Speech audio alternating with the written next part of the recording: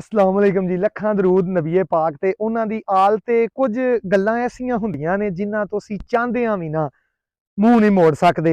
ਹਕੀਕਤ ਹੁੰਦੀਆਂ ਨੇ ਉਹ ਗੱਲਾਂ, ਜਿਵੇਂ ਕਿ ਜਦੋਂ ਔਰਤ ਨੂੰ ਅੱਲਾ ਦੀ ਜ਼ਾਤ ਮਾਂ ਬਣਾਉਂਦਾ ਹੈ, ਬੜਾ ਮੁਸ਼ਕਲ ਵਕਤ ਹੁੰਦਾ ਹੈ ਔਰਤ ਦੇ ਉੱਤੇ। ਉਹ ਘੜੀ ਬੜੀ ਔਖੀ ਹੁੰਦੀ ਹੈ ਔਰਤ ਲਈ ਕਿ ਜਦੋਂ ਮਾਂ ਬਣਦੀ ਹੈ।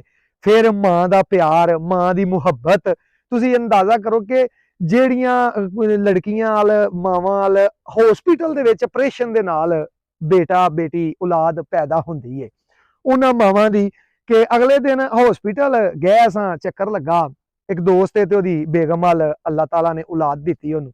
ਉਹ ਗਏ ਸਾਂ ਉੱਥੇ, ਉਹ ਜਨਾਬ ਉੱਥੇ ਜਾ ਕੇ ਖਲੋਤੇ ਆ, ਵੇਖਿਆ ਮਾਂ ਦੀ ਮਮਤਾ ਵੇਖ ਕੇ ਤੁਹਾਨੂੰ ਮੈਂ ਕੀ ਦੱਸਾਂ, ਐਡਾ ਕੁ ਸਵਾਦ ਆਇਆ ਇਸ ਗੱਲ ਦਾ ਕਿ ਉਹ ਔਰਤ ਦਾ ਆਪਰੇਸ਼ਨ ਹੋਇਆ ਤੇ ਥੋੜੀ ਦੇਰ ਬਾਅਦ ਉਹਨੂੰ ਹੋਸ਼ ਆਈ ਏ।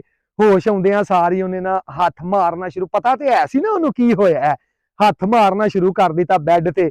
ਨਾ ਚਾਹੁੰਦੇ ਨਾ ਹਿੰਮਤ ਹੋਣ ਦੇ ਬਾਵਜੂਦ ਵੀ ਕਦੀ ਇੱਧਰ ਸਾਈਡ ਪਰਤ ਕੇ ਉਹਨੇ ਹੱਥ ਮਾਰਿਆ, ਵੇਖਿਆ ਇੱਧਰ ਸਾਈਡ ਬਦਲੀ, ਹੱਥ ਮਾਰਿਆ, ਵੇਖਿਆ ਕੋਲ ਨਰਸ ਵੀ ਖਲੋਤੀ ਸੀ, ਉਹ ਵੀ ਮਾਂ ਸੀ, ਮਮਤਾ ਉਹਦੀ ਵੀ ਜਾਗ ਪਈ। ਉਹਨੂੰ ਪਤਾ ਲੱਗ ਗਿਆ ਕਿ ਕੀ ਹੁੰਦਾ ਪਿਆ, ਕਿਉਂ ਐਡੀ ਇਹ ਪਰੇਸ਼ਾਨ ਹੋਈ ਏ।